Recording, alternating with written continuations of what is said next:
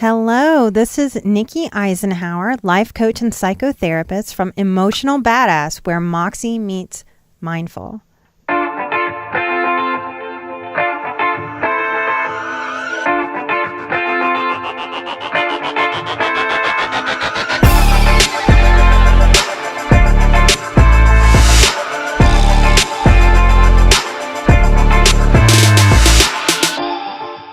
Today, we're going to talk a little bit about the difference between an introvert, a highly sensitive person, and an empath.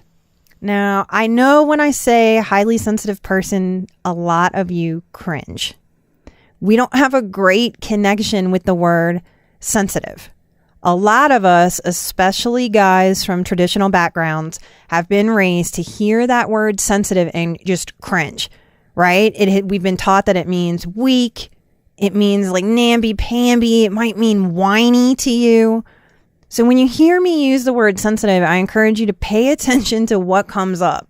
Because if you have that kind of connection with it, it's going to be hard to figure out the ways that sensitivity might be a gift in your own life.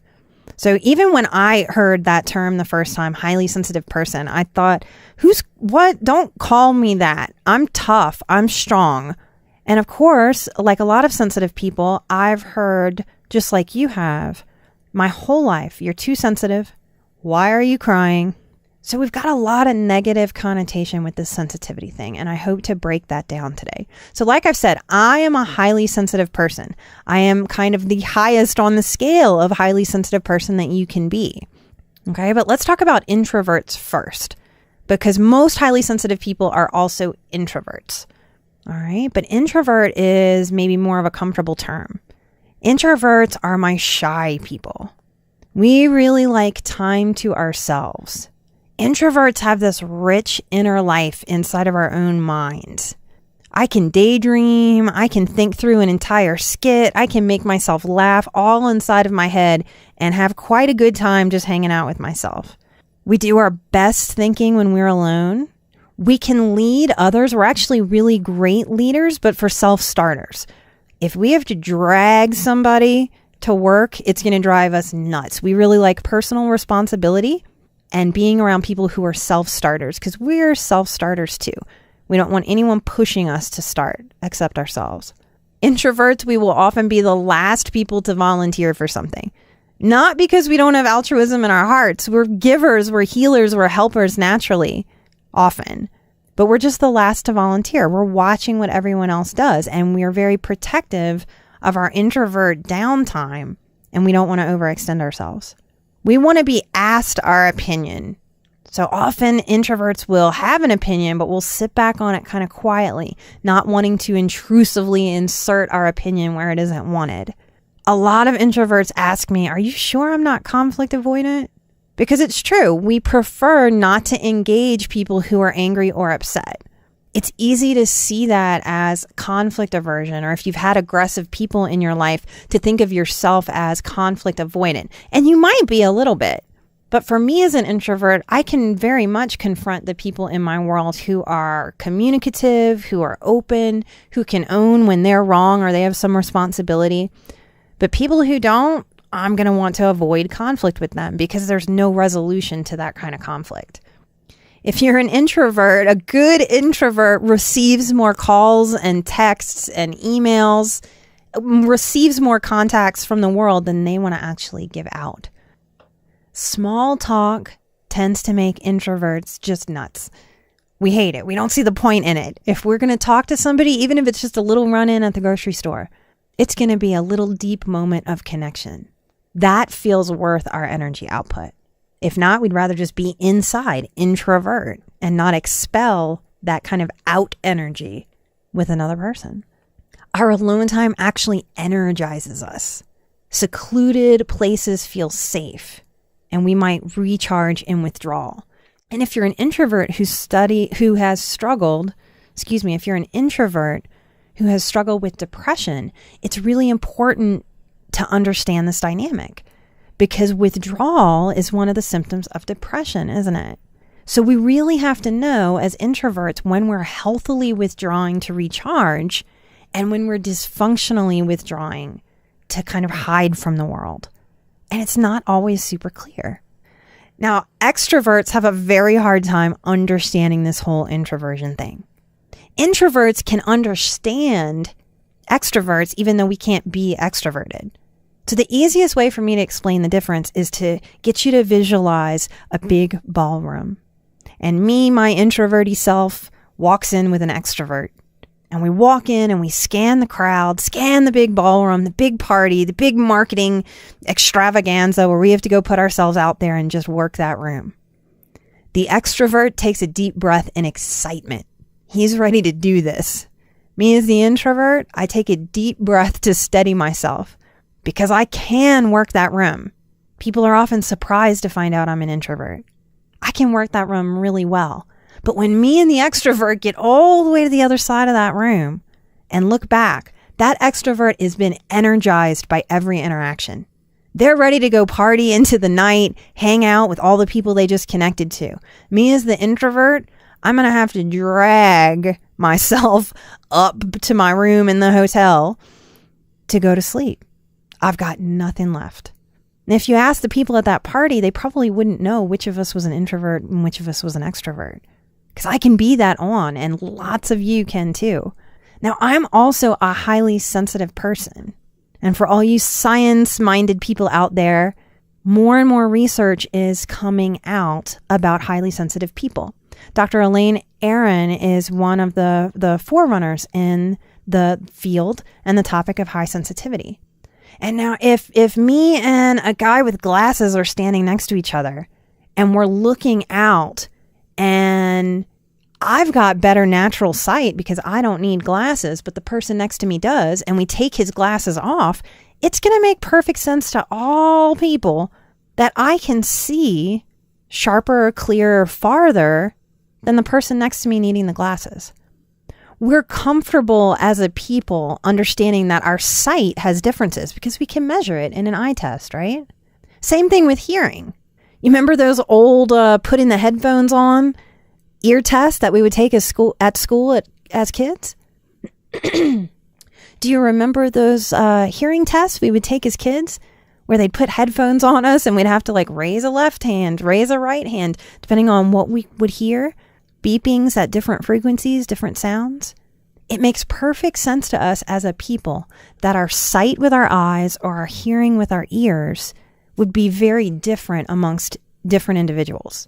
But the second we go to emotion, the second we go to our feely senses, it starts to sound hippy-dippy and ridiculous to a lot of us, doesn't it? But high sensitivity, we think that about 20% of the population is just born with a nervous system that senses more of the world around us than the average person. Now, I just described sight and hearing, and that makes perfect sense. So I hope it makes some sense to you that in the sensory department, some people would be born with a more attuned sensory system. Now, the 20% of us that are highly sensitive, we have had a lifetime of having the 80% of people who don't have bodies and minds and senses like us highly sensitive people. We've been getting messages from that 80% our entire life because to them, we are too sensitive. They don't understand what we're sensing. It's easy for someone to look at me crying at the beauty of a sunset or the smile of a child in the grocery store that I don't even know can make me a little teary. Just the innocence, the beauty. Now, one of those 80%ers looks at me and goes, "Oh my God, Nikki, what drama? You're crying again? Get a mood stabilizer." So the 20% in this high sensitivity, I think, are also the people that show up in counseling, show up looking for coaches, often feeling really kind of overstimulated by the world. So the way that a highly sensitive person is different than an introvert is that we might have sensitivity to sight, sound, touch. Certain noises may very much grate. I don't so much have a noise thing. I don't like the wind on my skin. It makes me irritable and uncomfortable. So I often want to have my arms covered, even if it's really hot. Now, empaths are all highly sensitive people, but they're like the extreme on the spectrum. I'm also a very strong empath. And that is going to sound even hippy-dippier and maybe frou-frou-y than high sensitivity. And it's taken me a lot of acceptance work to accept that this is really, really who I am. And I imagine that a lot of you are out there struggling with this too. As an empath, I don't just sense my own feelings and my own senses in a stronger way than the average person. I can feel someone else's emotions. Empaths are like natural sponges. Now, we all think of children as natural sponges, right? During our development. And I think that's why in my career, highly sensitive people and empaths have found me and kind of given me my specialty as a healer. They can sense that I'm safe for them to do this work. So often if you're hanging out with me, I know my significant other has seen this happen. And so have some of my good friends. People will often just walk up to me and say something very intimate, very private, maybe the worst trauma of their life, and they will blurt it out. And I've come to have a process for this, to be able to say in that moment, hey, it's okay. If there's something about me, people just walk up and tell me things. And I can see the shock and puzzle on their faces. It's because I'm an empath. So even those 80% who don't understand this high sensitivity, they can feel drawn to sensitive empaths. A lot of highly sensitive people and empaths, we have a very strong integrity about what's right. I don't think that's because we're born better people by any means. That's not what I'm saying. But I'm saying that the sensitive people, and more so the empaths in the world, we're the people that feel the rightness or wrongness of things in our bodies. So if I try to lie, it feels painful to me. It feels icky. It feels sick. You know, that like nauseous, like, oh, did I eat bad food? Am I getting sick? Kind of pukey feeling you might get. That's what a lie feels like to me. I can feel when another person is lying to me because of that feeling. So empaths often feel really crazy in the world before they learn what is the line between my own emotions and the emotions of the other person that's in space with me. So I hope that going over introversion, extroversion, highly sensitive people, and then empaths, the very strong, highly sensitive people that are the sponges of the world, maybe that gave you some insight into your own road, your own process. I know in my own healing, there is no way I would be at happy and whole and healthy without having figured out my true self and nature and what it means that I need, because this is my true nature. So if you've been wondering and this helps you figure out your true nature, keep tuning in. I'm going to keep talking about emotional things, the things that I really think connect us to the ability, the information, the knowledge, and the wisdom that it takes to heal, to thrive, to be at peace in this kind of wacky, fast-paced world that we're in. Thank you so much for showing up. Thank you for sharing the show. I would love some reviews on iTunes. They have a wacky kind of algorithm. It's not about ego. You can say anything. Just come give a review. It'll help push up the show so that other people find me. That's all that does. So any effort in that department is really appreciated. You'll be able to find me on Patreon soon if you'd like to support the show and some projects that I've got going on behind the scenes that you'll learn more about as I share more of who I am and what I'm doing in the world. If you are a highly sensitive person and will be in the Houston area, I would love to have your energy in my HSP school, How to Unleash the Superpower of High Sensitivity and Healing, April 27th and 28th, 2018, at the Spectrum Center in Houston, Texas. It is an experiential workshop. I'm excited to bring highly sensitive people together, and if that appeals to you, there are tickets available, though they are limited. Sign up at my website, NikkiEisenhower.com. Thank you so much. Have a great day and a great week, and I'll see you next time here on Emotional Badass. Bye-bye.